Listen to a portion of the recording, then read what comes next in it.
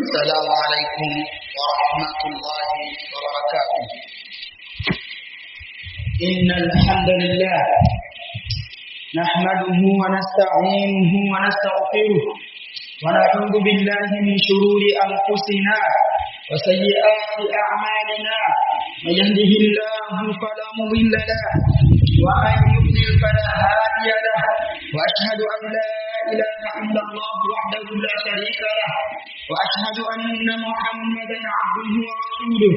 يا أيها الذين آمنوا اتقوا الله حق تقاته ولا تموتن إلا وأنتم مسلمون. يا أيها الناس اتقوا ربكم الذي خلقكم من نفس واحدة وخلق منها زوجها وبث منهما رجالا كثيرا ونساء واتقوا الله الذي تساءلون به والأرحام إن الله كان عليكم رقيبا. يا أيها الذين آمنوا اتقوا الله وقولوا قولا سديدا يصلح لكم أعمالكم ويغفر لكم ذنوبكم ومن يطع الله ورسوله فقد فاز فوزا عظيما. أما بعد فإن أحسن الكلام كلام الله وخير الهدى هدى محمد صلى الله عليه وسلم وشر الأمور محدثاتها فإن كل محدثة بدعة وكل بدعة ضلالة وكل ضلالة في النار. أيها الناس عباد الله، أوصي نفسي وإياكم بتقوى الله عز وجل لأنه قد فاز المتقون. عباد الله، ذكرنا في خطبة الماضية لتعلمها katika mimbari hii khutba ya wiki iliyopita tukataja miongoni mwa mapote yaliyopotea. Kadhalika tukataja Waislamu kugawanyika ni jambo lilotajwa na Uislamu ya kwamba litakuwepo, lakini pia tukatajiwa ni kundi lipi tushikamane nalo. Kwa tukataja makundi miongoni mwa makundi ambayo yamepotea, tukataja kundi la Shia. Mashia ambao wametapakaa hasa katika ukanda wetu huu wa Mkwande na huko Katavi na penginepo. Tukataja kwamba kundi hili limepituka mipaka sana mpaka wanawazuoni wakaliondoa katika Uislamu kwamba hawa si Waislamu kutokana na zile kufuru zao za watu. Tukaona katika hotuba iliyotangulia namna wanapoitakidi kwa Abu Bakar na Umar. Tukaona wanaitakidi kwamba kana kafirani, kwamba hao Abu Bakar na Umar walikuwa ni makafiri fi ahdi Rasulillah sallallahu alaihi wasallam, toka hizo zama za Mtume sallallahu alaihi wasallam. Na yule ambaye yuhibbuhu ma fa huwa kafirun aidan, tukaona kwamba wanatambia kwenye vitabu vyao, na yule atakayewapenda wawili hao na yeye atakuwa ni kafiri.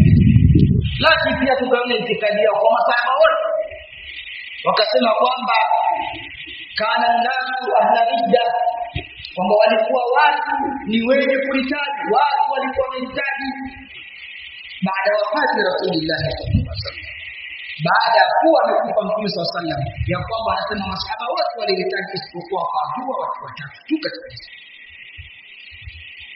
Tukasema kwa hilo wafaa kuondolewa katika Uislamu.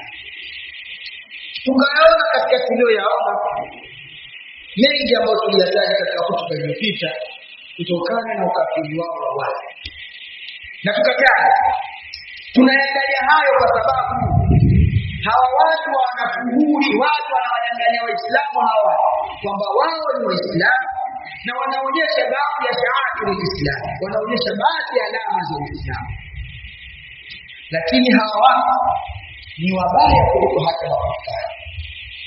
Ibada Allah, enyi waja wa Allah, leo bi'awnillah tabaraka wa ta'ala tutaendelea kuyaona mabaya ya itikadi ya hawa watu. Hatutaji kwenye vitabu vyetu vya Sunna wal Jamaa, maana waweza kusema wanatusingizia. Tunataja kutoka katika vitabu vyao vya maimamu wao ambao ni muhtamadi, maimamu ambao wanawategemea, imamu wanamtegemea na wao wanawategemea katika maimamu wao. Ibadallah, enyi waja wa Allah, hebu tutizame aqidatu Shia fi hadha al-Qur'an.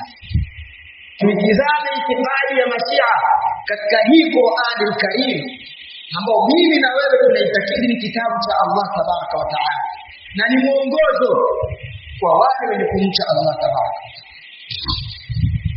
Qala Sheikh Shia Abdullah Shubba anasema huyo في كتابه مطابع الأنوار في حل مشكلات الأخبار katika kitabu chake ukurasa 295 anasema hivi baada ya kuwa ametoa maelezo akasema anna al-Qur'an alladhi unzila ala nabiyyi sallallahu alayhi wa sallam akthar mimma fi aydina al-yawm.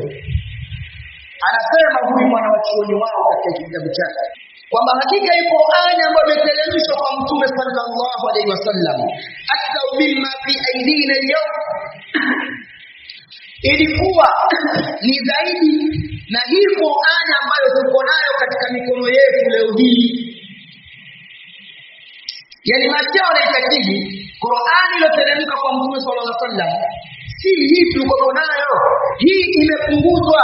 Anatumia ismu tafdhil akthar, ilikuwa ni zaidi sana ya hii Qur'an ambayo fi aidina leo ambayo tuko nayo katika mikono yetu hivi sasa tunayoisoma. Hii ni itikadi ya Mashia.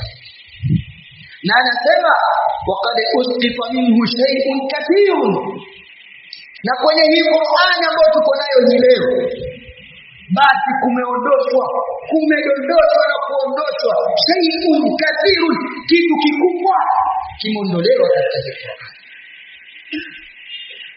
Hii ndio itikadi ya Mashia. Shangae wanapokuambia mimi sisi na nyinyi ni wamoja, Qur'an yetu hii ni moja, wana kitu katika nafsi zao kinaitwa takia, kukudhihirishia kila ambacho kiko kinyume na ndani ya vifua vyao, na hii katika msingi mkubwa wa dini yao. Mpaka wanapokuwa sasa wamekuvuta, wana wewe umeshakuwa wa kwetu, sasa ndio wanaanza kukupa misingi yao moja baada ya nyingine. Na haya tunaoyataja hawayatanushi. Ukirudi huko YouTube utaukuta uchafu wao. Waweza kuniambia sijui Kiarabu, hawa kwa Kiswahili kina Emeji Jalala hao, haya wanayataja. Sasa wewe Muislamu amekwambia wewe ukitoka hapo kapeleke mtoto wako katika ile msikiti wako wakakufundishia watoto, kwa sababu wanawapeni hela, wanawapeni sukari, si unga, wanakujadili, ukampeleke mtoto ukamwangalize mtoto wako wakati zaidi imeshakuwa. Haya yanapatikana kwenye kitabu hiki nilichokutajia Masabihul Anwar fi halli mushkilat al-akhlaq. Rudi ukurasa 295 utakuta maneno ya huyu shehe wao mkubwa akizungumza mambo kama haya. Waqad usrifa minhu shay'un kathirun. Hii Qur'an tunakuona wanaitakidi kwamba imeondolewa kitu kikubwa katika hii Qur'an ambayo tuko nayo. Lakini pia wanaitakidi ile iliyoteremka sio ambayo tuko nayo hivi sasa. Wanaitakidi imeondolewa, wanaitakidi kuna sura imeondolewa, kuna aya mbalimbali zimeondolewa katika Qur'an. Nikuulize wewe Muislamu, nikwambie wewe unayesema bwana tuwe wamoja, sisi na Mashia hatuna tofauti, sisi na maibada tuna tofauti, je, hiyo ndio itikadi yako ndio kwenye moyo wako? Wewe huwezi kuitakidi hivyo, kwa sababu Allah tabaraka wa taala katakwambia katika Qur'an katika sura al-Hijr, Allah tabaraka wa taala anakuambia aya 9, inna nahnu nazzalna adh-dhikra wa inna lahu lahafidhun, hakika sisi ndio tumeteremsha hii Qur'an, wa inna lahu lahafidhun, hakika sisi hii Qur'an tutaihifadhi, tutailinda, haitoguswa. Hii ndio itikadi yako wewe Muislamu, wewe kwamba Qur'an ya Allah haiwezi kuchafuliwa kama Manasara na Mayahudi walivyovichafua vitabu vyao.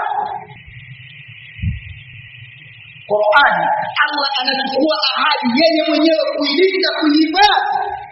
Qala al-Imam al-Qurtubi fi tafsirihi 'inda hadhihi al-aya. Al-Imam al-Qurtubi katika tafsiri yake wakati ile tafsiri hii aya akasema al-Imam al-Qurtubi wa inna lahu lahafidhun. Allah aliposema na hakika sisi Qur'ani tutailinda, anasema min ayyuzada fihi au yunqas minhu. Qur'ani Allah anaida atailinda kwa isizidishwe ndani yake au isipunguzwe katika hiyo Qur'ani, kusipunguzwe chochote. Lakini Mashia wanakwambia hii Qur'ani ambayo iko katika mikono yetu leo imepunguzwa, tena shay'un kathir, kitu kikubwa kimeondolewa katika Qur'ani. Ibada Allah, enyi waja wa Allah, yawezekana hujaelewa ni vipi Allah amezungumza kuhusu Qur'an na kuilinda kwake. Katika sura Fussilat aya ya 42 Allah tabaraka wa taala akasema la yatihi al-batil min bayni yadayhi wala min khalfihi tanzilun min hakimin hamid.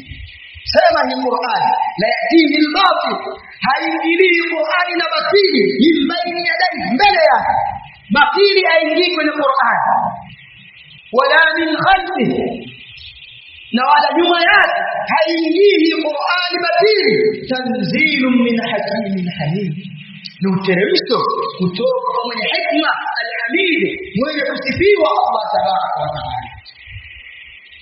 Ibada Allah, haya ndio anayosema Allah tabaraka wa taala. Al-Imam al-Baghawi rahmatullahi taala alayhi wakati ni tafsiri aya hii akasema na akanukuu akasema qala az-Zajjaj, akimnukuu na wachuoni katika tafsiri ya Qur'an kwamba amesema maanahu annahu mahfudhun min an yunqasa minhu فيأتيه الباطل من بين يديه أو يزال فيه فيأتيه الباطل من خلفه. وعلى هذا معنى الباطل الزيادة والنقصان.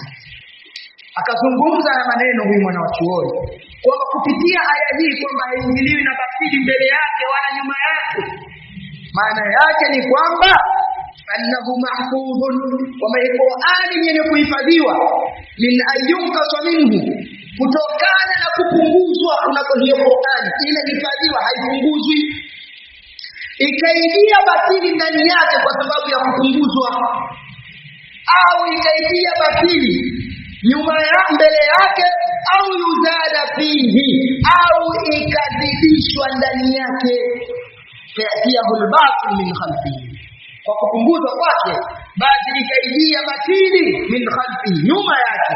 Wala hadha maana, na kwa maana hii al-batil, maana neno al-batil Allah aliyosema Qur'ani haingii na batil, maana na al-batil anasema al-ziyada wal nuqsan, ni kuzidisha au kupunguza. Ndio maana ya batili. Hii neno batili maana yake Qur'ani haizidishwi wala haipunguzwi.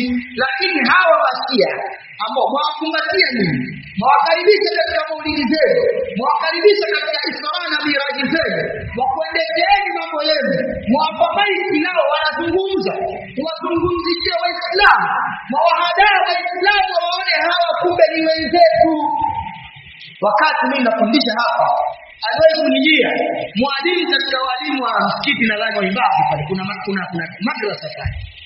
Eti alitaka niruhusu mimi wanafunzi wangu na watu wakaingia katika musabaka wa Qur'an, mashindano ya Qur'an. Kama kwani wewe vipi? Ili hujui kwamba sisi na nyinyi ni vitu viwili tofauti? Nikampa itikadi ya Sunna wal Jamaa, nikamfikishia kwamba sisi umoja kwa utaka sana Waislamu tuwe wamoja. Lakini umoja gani? Umoja wa mawe na mayai? Kutakuwa na salama hapo? Kama tunataka hayo, hebu kwanza njoo katika itikadi yetu, tujue sisi na nyinyi ni Waislamu. Sasa mashaikh wa kisufi, ahlul bid'ah wal ahwa'i wal dhalal, na baadhi ya wengine wanaojinasibisha na sunna, usishangae wana mambo yao makubwa, tena wamevaa nembo za sunna, lakini utakuta ndani yake eti katika ile misabaka na ndani yake wanawakaribisha mpaka Mashia kwenye mashindano yao.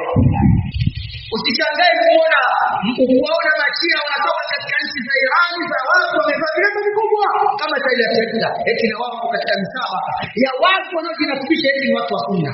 na wana mashule wanaoandaa Waislamu hawapeleki watu wa sunna. Sunna gani hiyo? Na kuna wengine wanaendesha mambo ya kijamii, lakini wamewachukua wale ambao ndio walimu madrasa za imamu, wale ambao wako imbabi, wanawapa mambo wawaendeshe mambo yao ya kidini, wawasomee watu ruqya, wawafanyie watu tiba ambao tiba hiyo imesika na sheria ya Kiislamu. Kwani wewe hujui hao itikadi zao zimeondoa kwenye Uislamu? Hawa ambao wanawasomea kesho na kesho kutwa akija kumwambia na madrasa sehemu fulani na watoto wanafundisha vizuri, si wamekwenda watoto wako? Utamwambia nini Allah tabaraka wa taala yaumu minal ayyam utakapokuja kukutana na Allah tabaraka wa taala? Na haya tuyataja kwa sababu tuwapenda. Lao tungelikuwa hatukupendi Waislamu haya tunayaacha, lakini tunataja ili ujumbe wa Allah ukufikie. Atake mwenye kutaka wayaka man aba, na akataa yule mwenye kukataa, lakini afahamu haki imemfikia. Ibadallah, enyi waja wa Allah, hii ndio itikadi ya Mashia katika Qur'ani ambayo mimi na wewe tunaisoma.